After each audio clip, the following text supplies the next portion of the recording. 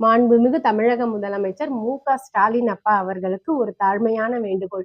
உங்களுடைய அமைச்சரவையில இருக்கிற சிவசங்கர் அப்படிங்கிற அமைச்சர் ஒரு வார்டு கவுன்சிலருக்கு தெரிஞ்ச நாட்டு நடப்பு கூட தெரியாம பிரஸ் மீட்க்கு தவறான பேட்டி கொடுக்குறாருன்னு தான் ரொம்ப வருத்தமா இருக்குதுங்க. அதாவது RTI right to information act already சொல்லிட்டாங்க. ஸ்டேட் கவர்மெண்ட் பார்த்து ஜாதி வாரி கணக்கெடுப்பு நடத்தலாம். இதுல சென்ட்ரல் கவர்மெண்ட்டுக்கு எந்தவித தடையே இல்லைன்னு சொல்லிட்டாங்க. அதே போல தமிழக பிஜேபி தலைவர்களும் ஜாதிவாரி கணக்கெடுப்பு மாநில அரசு எடுத்துக்கலாம், இதுல மத்திய அரசு எந்தவித தடையும் சொல்லாது அப்படின்னு நிறைய முறை சொல்லிட்டாங்க.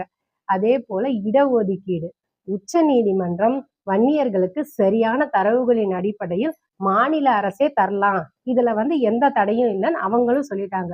ஸோ இத்தனை டேட்டாஸும் கரெக்டா இருக்கிறப்ப ஒரு மாநில அமைச்சர் இப்படி தப்பா பிரஸ் மீட்டுக்கு பேட்டி கொடுக்கறது நியாயங்களா? இப்ப இந்தியா சுதந்திரம் அடைந்ததுல இருந்து